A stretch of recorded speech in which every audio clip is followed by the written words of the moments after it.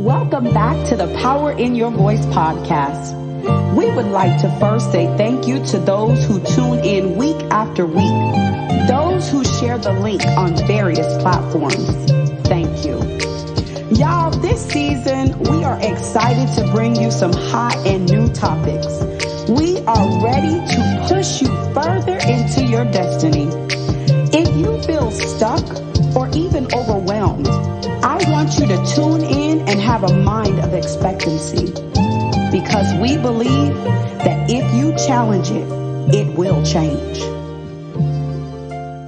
Welcome back to the Power in Your Voice. This is Dr. Linda.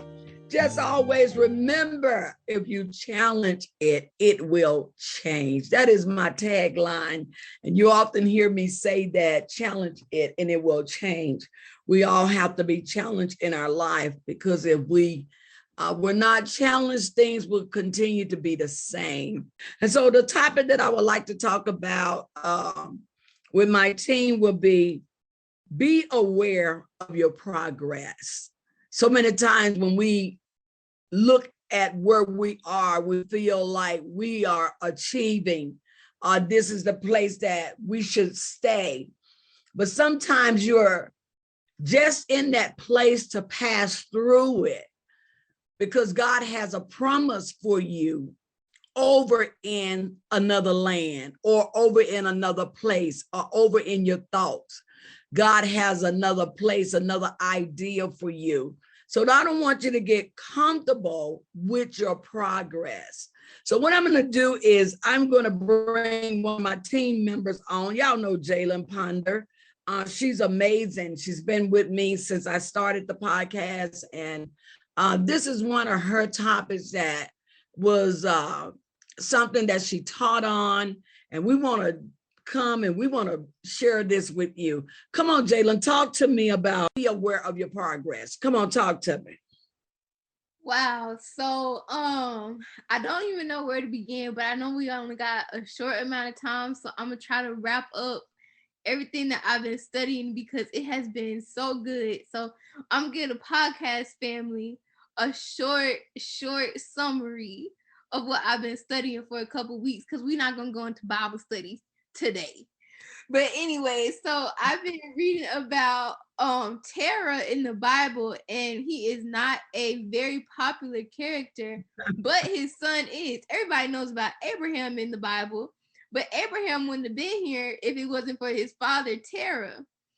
And so if you go to Genesis chapter 11, starting at verses 27 to 31, it's talking about Terah and how he was taking his family from the land of Ur to the land of Canaan. But in the midst of them journeying to Canaan, it says in verse 30, I believe verse 30, maybe 29, but verse 30 or 31, it says that Terah, he decided to settle in the land of Haran. And it also says in the very next verse that he died in the place that he settled in. And it really just took me a moment to let that really sink in, because just a couple weeks before I had read that, the Lord had dropped in my spirit. He said, be aware of progress. And it was just a thought that I couldn't really shake for so long. And so I said, okay, Lord, like, if you're trying to tell me something, you got to show it to me in the Bible, because I don't understand fully what it is that you're trying to tell me. And so that's when Terah came about. And what really grasped me, because it really helped me, because in this season of my life, I'm really growing and I'm learning and I'm maturing and having to change some things about me, and just so many things are happening right now. And so me being me, when somebody addresses something, I'll kind of shrug it off and be like, well, I'm doing better than I was doing before, and just kind of let it be that. And so with that being said, be aware of progress really is just saying, even though you're doing better than you started off in, don't get stuck in that middle point, because you're still not all the way where you need to be. And that's what Terah did. Even though he had left Ur, which is the place that they were leaving from, they never made it to Canaan, which was the promised land. They settled in a place called Haran, which if you look at a map, this is actually the middle point. So they made it halfway from where they were leaving, but they only made it halfway to the place that they were getting to. And if you actually pay attention, it actually says that one of Terah's sons died, and his name was Haran, which is the same place of the name, which is the name of the place that they settled in. And that's just crazy to me, because God was just showing me how sometimes if you don't let certain things go that are sentimental to you, it can really hold you back from getting to the place that you need to be. Because the very reason why Terah and his family, he could have had them settle anywhere. And they could have picked up and they could have left from anywhere. But it was just something about the place of Haran that he couldn't shake. And I think partially that's because his son, it reminded him of his son, because that was his son's name. And so that's just so symbolic to us, because we have so many things that we hold on to. And yes, we make little movement, but once it seems like we get to something and we just can't let it go, we'll halt all movement and we'll get comfortable in this place or in this season. And that's what the devil does to us, is he doesn't put us in bad situations so that we're in a hurry to get out. What the devil will do for us is he'll make us real comfortable in a season or in a place, so that way we don't have no desire to move. Like, yes, we know that there is better, and yes, we know that this isn't exactly where we're supposed to be, but I'm gonna just stay right here for a little bit because this is where I'm comfortable. But you don't always know if your little bit will cause you to be the place that you die, because Tara could have been saying, we're gonna leave tomorrow, we're gonna leave next week, we're gonna leave next month, until he eventually died. So you never know how long it is that you have to rest or that you have to settle. So that's why I said be aware of progress. That is so amazing. God used you to give so many powerful ways to look at don't get comfortable where you are. And I like how you gave us the graphics of where they were. They were in the middle. You know, it reminds me where Ezekiel was. He was right in the middle of what was going on. And even when things are happening in our life, whether it's good, whether it's bad, or it's okay, sometimes people still settle. They settle right there because sometimes it's easier to stay versus to push through what you're going through. And I like how you brought up the fact that Heron had familiarity with where he was. And so many times we're very familiar where we are, and that's what makes us comfortable. That right there really speaks to me as well, because I can get comfortable because I'm doing okay. I'm all right where I am. But sometimes we don't even realize that God is saying to us, keep moving, because if you don't move, your future, your dreams, all of the things that you have that God wants to give to you, it's not in that place of being comfortable. It's not in that place of having progress. There are so many other things that God wants to do, because he had told them the promise was in Canaan. But because we get so comfortable, we don't even see Canaan because it's too hard to push through. Ebony, come on, tell me what you have to say about this.